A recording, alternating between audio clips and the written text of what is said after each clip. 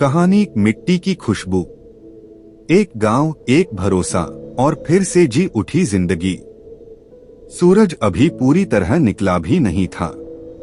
आसमान हल्का नीला और हल्का गुलाबी था, जैसे किसी ने रंगों को बहुत प्यार से घोला हो। ठंडी हवा खेतों के ऊपर से बहती हुई गांव सोनपुर को जगा रही थी। यह गांव छोटा था, न बड़े मकान न ऊंची इमारतें, लेकिन यहाँ हर घर की दीवारों में, हर आंगन की मिट्टी में और हर चेहरे की झुर्रियों में एक कहानी छुपी हुई थी। सोनपुर की सुबह हमेशा एक जैसी होती थीं। मुर्गे की बांग से दिन शुरू होता, मंदिर की घंटी से समय चलता और नदी की हल्की सी आवाज से दिल को सुकून मिलता। रामू इस गांव का सबसे सीधा और मेहनती किसान था। उसकी उम्र ज्यादा नहीं थी, लेकिन आंखों में गहरी समझ थी।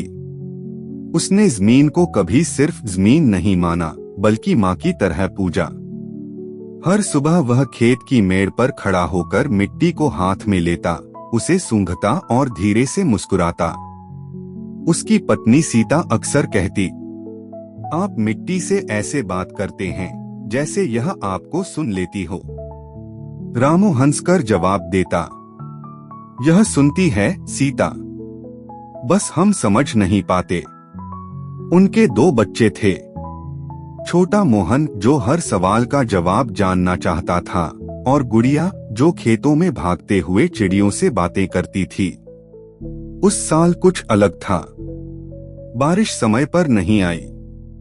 पहले लोग बोले 1-2 हफ्ते की बात है, फिर बोले अगले महीने जरूर बरसेगी। लेकिन महीना बीत गया।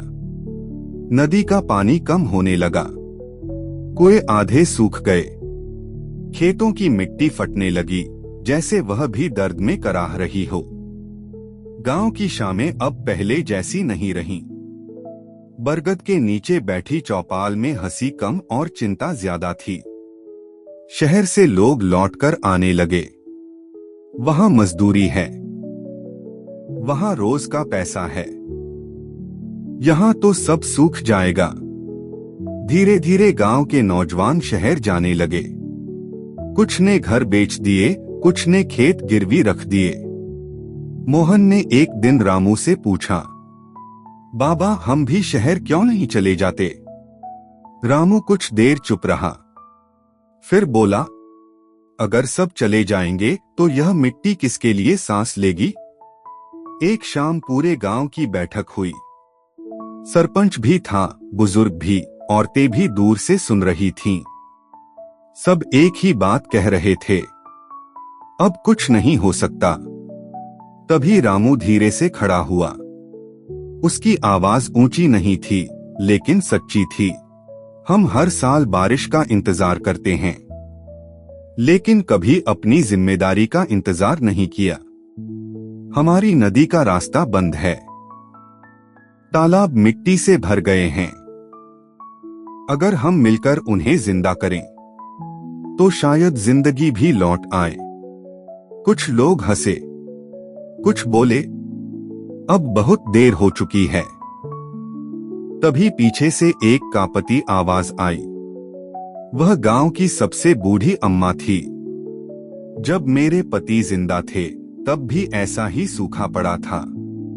तब गांव ने मिलकर तालाब बनाया था, और बारिश अपने आप आ गई थी। सन्नाटा छा गया। अगली सुबह कुछ लोग फावड़ा लेकर पहुंचे, फिर कुछ और आए, और देखते देखते पूरा गांव इकट्ठा हो गया। किसी ने नदी से झाड़ियां हटाईं, किसी ने पुराने तालाब की मिट्टी निकाली। औरतें मटके में पानी लाती, बच्चों को छाया में बैठाती। हाथों में छाले पड़ गए, पीठ दुखने लगी, लेकिन दिल मजबूत होता चला गया। रामू सबसे आगे था, सीता उसके साथ थी। मोहन और गुड़िया मिट्टी में खेलते हुए भी काम सीख रहे थे। कई हफ्तों की मेहनत के बाद एक शाम आसमान बदला। हवा में ठंडक आई, चिड़िया अचानक चुप हो गईं। फिर पहली बूंद गिरी मिट्टी पर, फिर दूसरी, और फिर बारिश। ऐसी बारिश जो सिर्फ जमीन नहीं, दिलों को भी भिगो देती है। लोग घरों से बाहर आ गए। कोई रो रहा था, कोई हंस रहा था। तालाब भरने लगे, नदी फिर से बहने लगी।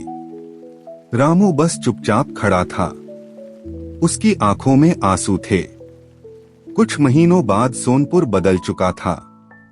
खेत हरे थे, नदी जिंदा थी, और गांव फिर से सांस ले रहा था।